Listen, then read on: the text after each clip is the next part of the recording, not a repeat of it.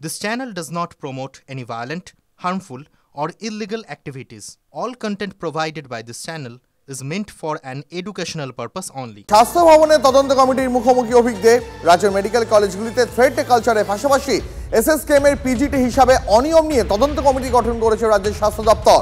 বুধবার তদন্ত কমিটির মুখোমুখি হন অভিজ্ঞ। প্রায় 2 ঘন্টা শুনানির ভিডিওগ্রাফি করা হয়। দুদিনের মধ্যে রিপোর্ট জমা দেওয়ার কথা বলেছেন কমিটির chairman Pitabaran Chakraborty. Mascot spin control ল্যাবের পরীক্ষায় এটি প্রমাণিত। কেয়াসেট আলোপেক্স পেন্টা অ্যাক্টিভ নতুন চুল গজাতে সাহায্য করে, চুল পড়া বন্ধ করে। Keya Seth alopex penta active 10 hair fall প্রবলেমের একমাত্র সলিউশন। ইন্টারোগেশন হলো, আমরা ইন্টারোগেশন করলাম, আমরা 4জনই ছিলাম। তা রিপোর্ট আমরা তারপর প্রিপেয়ার করে জমা দেবো। আরও কি একটা হিয়ারিং এর দরকার আছে? না, আর হিয়ারিং এর দরকার খুব একটা নেই। আমরা ওর বয়ান শুনলাম, আমরা যে অ্যালিগেশনসগুলো পেয়েছি সেগুলো ওকে জানালাম।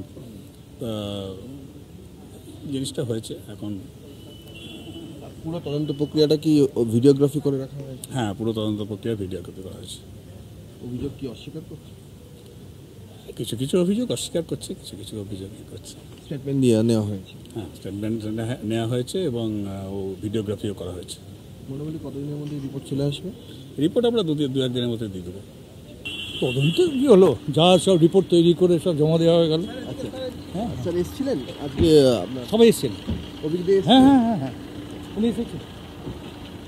সে কতদিনের মধ্যে মোটামুটি রিপোর্ট জমা পড়বে? 2 দিন ম্যাক্সিমাম 2 দিন।